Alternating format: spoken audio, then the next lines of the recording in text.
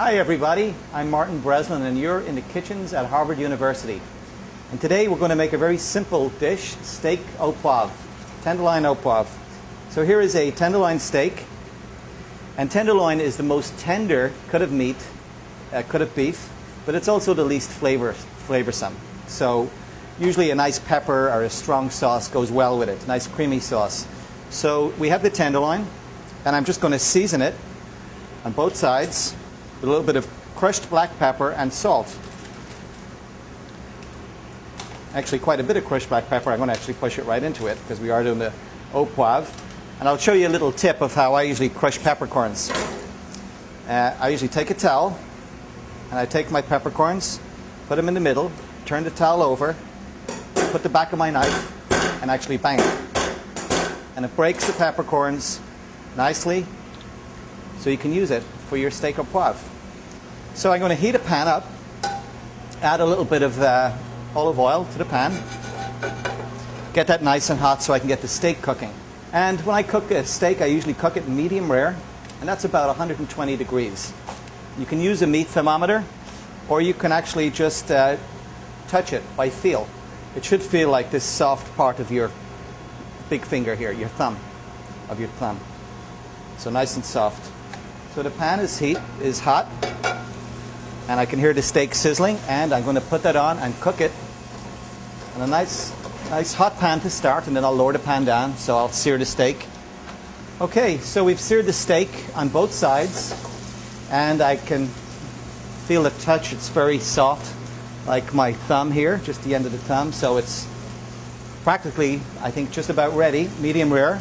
So I'm actually going to show you how to use a thermometer. It's a good thing to have in your kitchen if you're really not sure of the feel method, the touch method.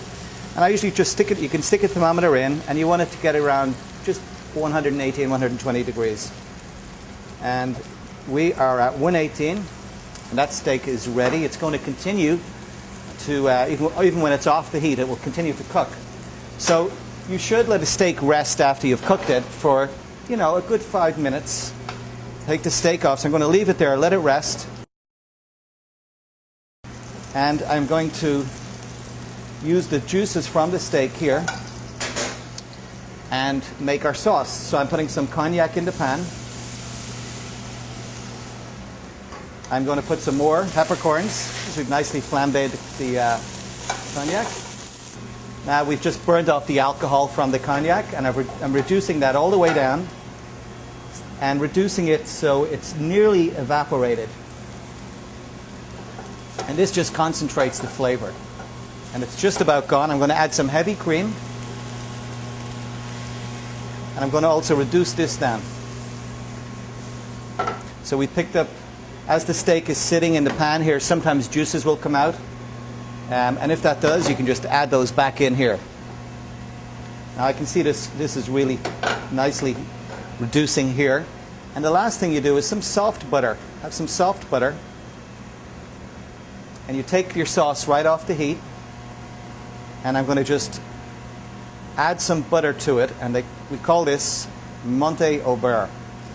And we're just mounting the sauce with butter. So I'm just moving the sauce off the heat with the butter, and this will give a nice rich flavor to the sauce and a wonderful texture. Our steak au poivre is ready. So there's our steak, and we serve it with our sauce right on top. Enjoy steak au poivre.